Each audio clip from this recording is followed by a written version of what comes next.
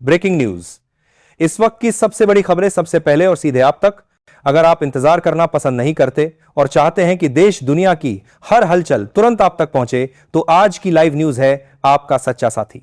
राजनीति से लेकर मनोरंजन तक हर क्षेत्र की विश्वसनीय और लाइव कवरेज के लिए अभी सब्सक्राइब करें आज की लाइव न्यूज को। देखते रहिए, जानते रहिए। बीजेपी कांग्रेस पर केजरीवाल का बड़ा वॉर, आपके खिलाफ दोनों एकजुट। गुजरात के जामनगर में आप विधायक गोपाल इटालिया पर हुए कथित हमले के बाद आम आदमी पार्टी के संयोजक अरविंद केजरीवाल ने बीजेपी और कांग्रेस दोनों पर तीखा निशाना साधा है। केजरीवाल ने एक्स पर पोस्ट करते हुए आरोप लगाया कि गुजरात में आपकी बढ़ती लोकप्रियता से दोनों पार्टियां घबराई हुई हैं। उन्होंने सवाल उठाया, जब आप बीजेपी की नाकामियों पर सवाल उठाती है तो कांग्रेस को दर्द क्यों होता है? केजरीवाल ने दावा किया कि यह हमला साफ दर्शाता है कि गुजरात में बीजेपी और कांग्रेस मिलकर आपके खिलाफ लड़ रहे हैं। उन्होंने दोनों पार्टियों को चेतावनी देते हुए कहा कि आपके नेता न डरते हैं और न झुकते हैं, क्योंकि गुजरात की जनता अब बदलाव का मन बना चुकी है। ग्रामीण विकास पर अमित शाह का जोर। हर पंचायत में सहकारी संस्था। केंद्रीय गृह एवं सहकारिता मंत्री अमित शाह ने गुजरात के गांधीनगर में अर्थ समिट 2025 का उद्घाटन करते हुए ग्रामीण अर्थव्यवस्था, कृषि और सहकारिता को भारत की आर्थिक रीढ़ बताया। उन्होंने स्पष्ट किया कि देश का भावी विकास मॉडल इन्हीं आधारों पर खड़ा होगा। अपने संबोधन में उन्होंने हर पंचायत में एक सहकारी संस्था बनाने की बड़ी घोषणा की, जिसका लक्ष्य 50 करोड़ से ज्यादा सक्रिय सदस्य बनाना है।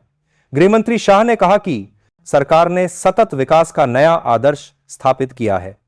उन्होंने सहकार सारथी की 13 से अधिक डिजिटल सेवाओं को भी लॉन्च किया, ताकि तकनीक के माध्यम से ग्रामीण कोऑपरेटिव्स को मजबूत किया जा सके और कोई भी व्यक्ति विकास की दौड़ में पीछे न छूटे।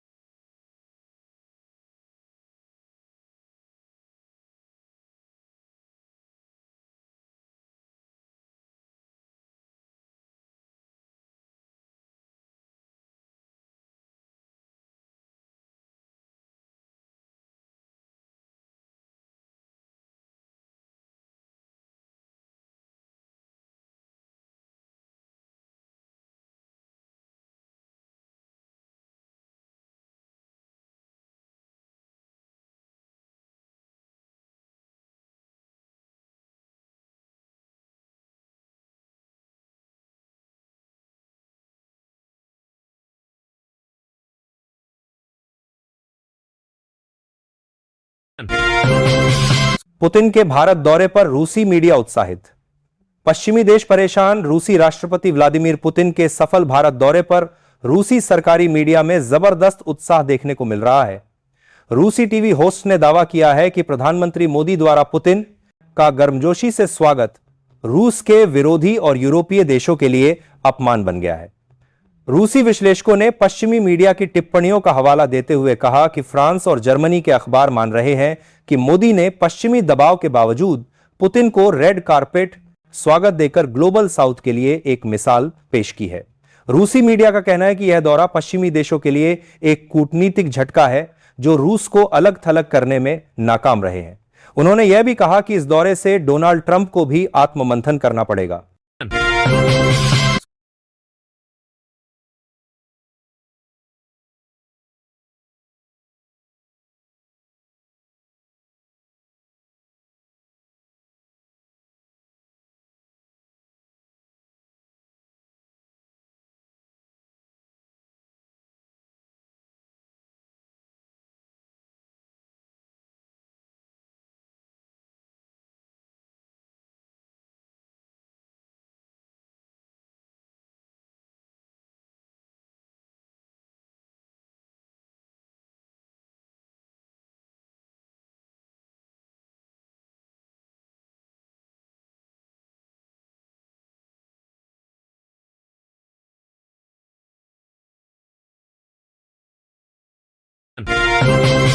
सोनिया गांधी की बड़ी मुश्किलें, वोटर लिस्ट विवाद पर कोर्ट में याचिका। कांग्रेस नेता और पूर्व अध्यक्ष सोनिया गांधी की मुश्किलें बढ़ सकती है। दिल्ली की राउज एवेन्यू कोर्ट में एक याचिका दायर की गई है जिसमें उनके खिलाफ फीर दर्ज करने के निर्देश देने से इनकार करने वाले मजिस्ट्रेट कोर्ट के पुराने आदेश को चुनौती दी गई है। याचिकाकर्ता का मुख्य आरोप है कि सोनिया गांधी का नाम 1980 में वोटर लिस्ट में शामिल था, जबकि वह अप्रैल 1983 में जाकर भारत की नागरिक बनी थी। याचिका में दावा किया भारत के गया है कि वोटर लिस्ट में नाम शामिल करने के लिए जाली दस्तावेज जमा किए गए थे, जो एक संज्ञेय अपराध को दर्शाता है। यह मामला शुक्रवार को स्पेशल जज विशाल गोगने के सामने आया, जिन्होंने इसे 9 दिसंबर को विचार के लिए सूचीबद्ध करने का आदेश दिया है। इस सुनवाई पर सबकी निगाहें टिकी रहेंगी। अजमेर दरगाह विवाद, पीएम की चादर पर रोक की मांग। राजस्थान में हिंदू सेना ने अजमेर दरगाह को लेकर एक नया कानूनी कदम उठाया है। राष्ट्रीय अध्यक्ष विष्णु गुप्ता ने अजमेर जिला कोर्ट में याचिका दायर कर मांग की है कि प्रधानमंत्री समेत अन्य संवैधानिक पदों से दरगाह पर चढ़ाई जाने वाली चादर की प्रथा पर रोक लगाई जाए। हिंदू सेना का तर्क है कि यह प्रथा पूर्व प्रधानमंत्री नेहरू द्वारा मुस्लिम तुष्टीकरण के लिए शुरू की गई थी। शुक्रवार को इस याचिका पर सुनवाई हुई, जिसके बाद कोर्ट ने अल्पसंख्यक मंत्रालय को नोटिस जारी किया है। अगली सुनवाई 10 दिसंबर को होगी। हिंदू सेना पहले भी दरगाह में शिव मंदिर होने का दावा कर चुकी है। संगठन का कहना है कि जब तक दरगाह का केस कोर्ट में चल रहा है, तब तक इस प्रथा को बंद किया जाना चाहिए। नेहरू की विरासत को मिटाने का प्रयास, सोनिया गांधी का पलटवार। कांग्रेस नेता सोनिया गांधी ने पूर्व प्रधानमंत्री जवाहरलाल नेहरू की विरासत को कमजोर करने के प्रयासों की कड़ी आलोचना की है। नई दिल्ली में एक कार्यक्रम में सोनिया गांधी ने कहा कि नेहरूवादी विरासत को मिटाने की कोशिशें भारत के सामाजिक, राजनीतिक और आर्थिक आधारों को कमजोर कर रही है। उन्होंने आरोप लगाया कि मौजूदा सरकार का मुख्य लक्ष्य नेहरू को बदनाम करना है, लेकिन यह केवल उनकी छवि नहीं बल्कि आधुनिक भारत की नींव को हिलाने का प्रयास है। सोनिया गांधी ने जोर दिया कि नेहरू की आलोचना हो सकती है, लेकिन उनके विचारों को तोड़ना, मरोड़ना और झूठ फैलाना गलत है। उन्होंने पार्टी कार्यकर्ताओं और देश से आह्वान किया कि इस परियोजना का मुकाबला कर संवैधानिक वादों और लोकतांत्रिक मूल्यों की रक्षा की जाए।